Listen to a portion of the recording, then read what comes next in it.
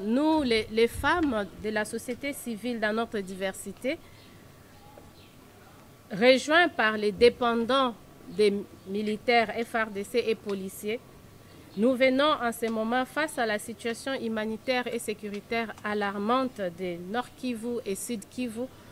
Nous venons ce lundi 27 janvier 2025 condamner la situation de guerre. Nous condamnons tout activisme militaire, tant par des groupes armés que par les pays voisins qui les soutiennent. Nous condamnons les attaques sur des populations civiles que nous avons vues. Nous condamnons ces affrontements qui forcent les déplacements des civils et dont les civils qui étaient déjà dans des camps de déplacés.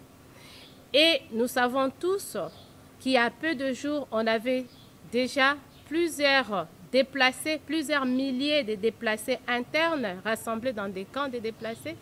Et cet activisme militaire, ces affrontements entre les M23, le gouvernement congolais et les M23 soutenus par les pays voisins, dont le Rwanda, a encore poussé plus de déplacements des populations civiles, notamment à Calais, Minova, Sake et maintenant Goma.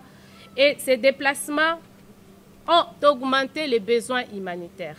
Nous sommes inquiets de la sécurité des civils qui se déplacent et nous sommes encore plus inquiets par rapport à la sécurité et à l'intégrité physique des femmes et des filles.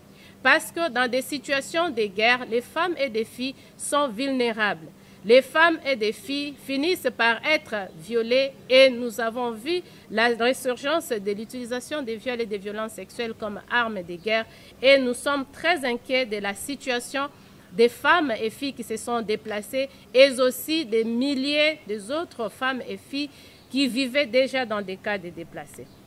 Face à cette situation, nous recommandons à la communauté internationale, nous demandons aux pays donateurs des fonds humanitaires de renforcer leurs donations, d'accroître leur assistance en ce moment crucial afin de permettre aux intervenants humanitaires de faire face à la hausse des déplacés et à cette situation humanitaire dans l'Est de la République démocratique du Congo.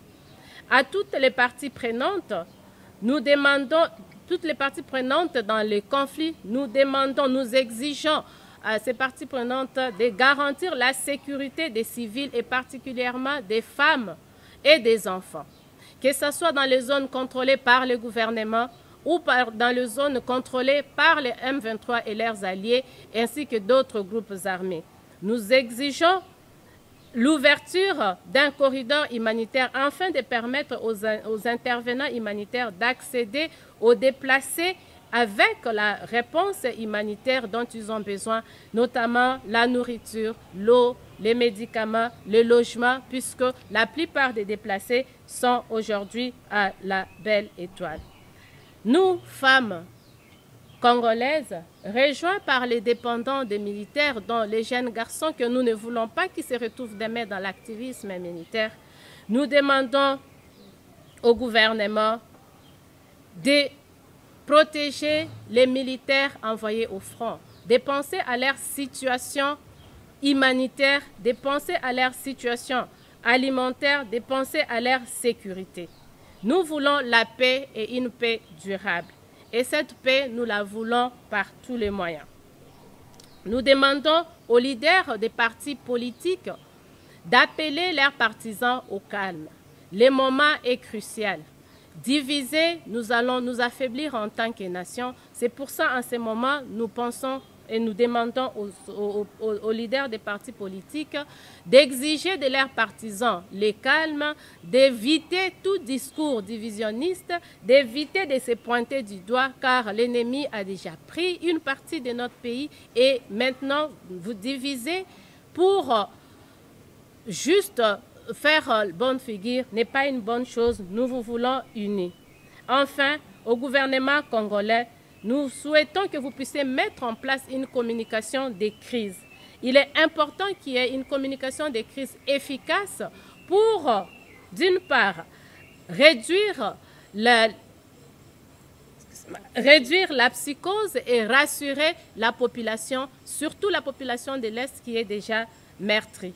À nous les femmes, les jeunes femmes, nous appelons à la solidarité. Unissons-nous comme une seule personne, exigeons la paix, rien que la paix. Nous voulons la paix et nous voulons participer à la construction de cette paix durable afin que ceux qui ont quitté leur maison, leur village, puissent y retourner et vivre en paix.